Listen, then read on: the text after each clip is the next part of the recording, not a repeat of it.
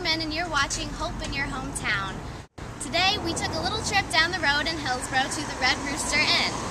The Red Rooster Inn might be a small motel and restaurant, but it doesn't run short on rich history.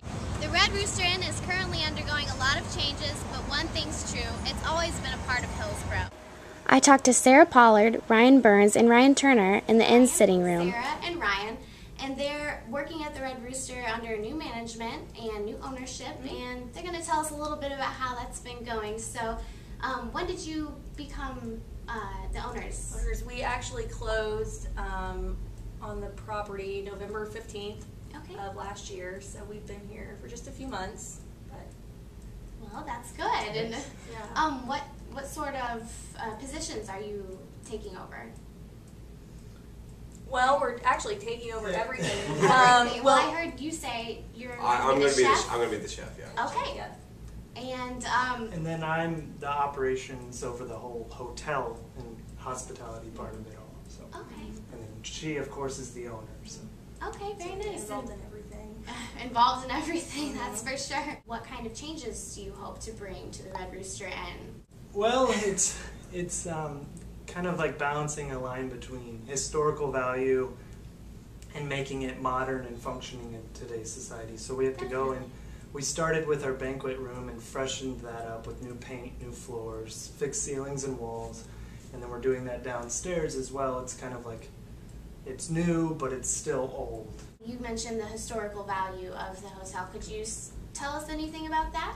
Oh, sure. It doesn't have to be elaborate. Oh, well, this is actually the second hotel that's been on this property. The first one was here from 1832 to 1901 time period, and then they knocked that one down and made it into houses around town. And they built this one because it was more modern. A neat little thing is where in the hallway where they made two rooms into one, they took the hallway door that wasn't going to be used anymore and made it into a bookshelf. So it's neat to see the decor, how they've changed structure, but like made nice decor out of it, which is really neat. Kind of keeping a little piece of history is what it seems like. And this is out of my curiosity. What made you three want to take over the Red Rooster Inn? Well, we first became interested in the Red Rooster over a year ago. I think the building had been for sale for quite some time. Just being from Hillsboro, the Red Rooster was always a staple. It's always part of history, Hillsboro history. For some reason that fell by the wayside a year ago, and then in October the bar shut down, and then we had also heard that the former owners were going to close down the hotel and just leave the building vacant as well. We just absolutely did not like the sound of that. Right. So we decided to take it on, take the project on, which it has been a project, but it's been a good, very fulfilling, and it's been a lot of fun. What do you think these new renovations and kind of bringing a breath of life into the Red Rooster Inn, what do you think that will do for the community? By reopening the Red Rooster, hopefully people won't feel like they have to go out of town to go out to have a nice dinner or, And with that, it'll also hopefully attract people from out of town here too, because they can grab a nice bite to eat, a nice drink, and have a place to stay and see what Hillsboro has to offer as well.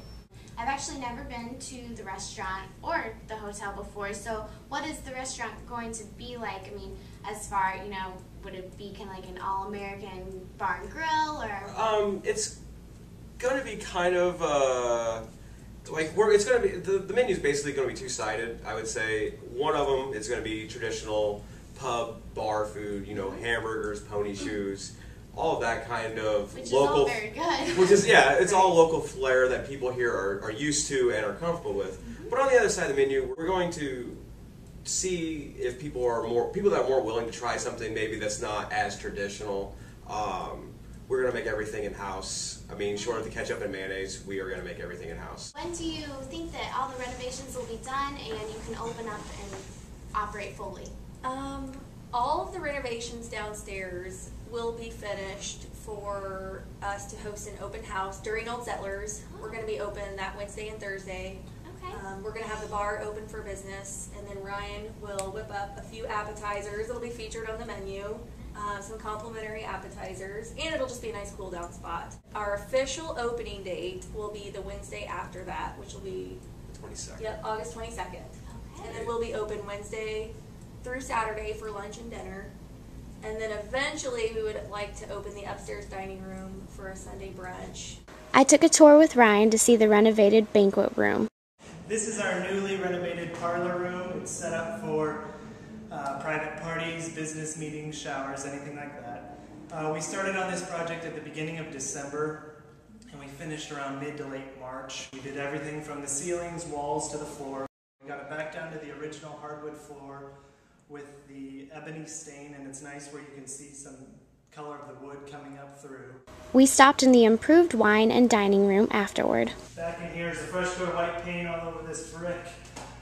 New ceiling. The ceiling they had in here before was an acoustic drop ceiling with little to no insulation for all the pipes that are above in there. So we had to build this ceiling, insulate it. We went with a pickle stain and a few coats of polyurethane to kind of brighten it up so it doesn't really feel as though you're in a basement, but really you are. So we also have this, I think it's metallic gold.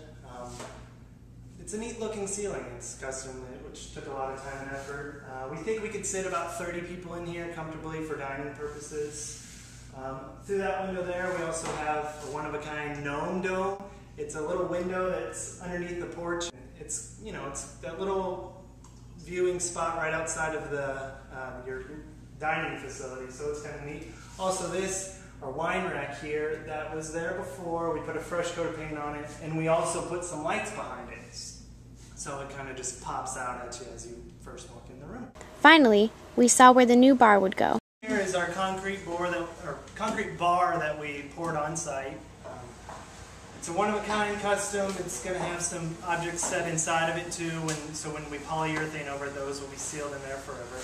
It's much larger than the old bar. If we're as busy as we want to be, we needed more seating in here. We thought it's a nice change. Very top of the line bar is what we were going for. Since 1902, the Red Rooster Inn has given visitors a look at life in Montgomery County. Next time you're in town, stop by and experience a little bit of Hillsboro history.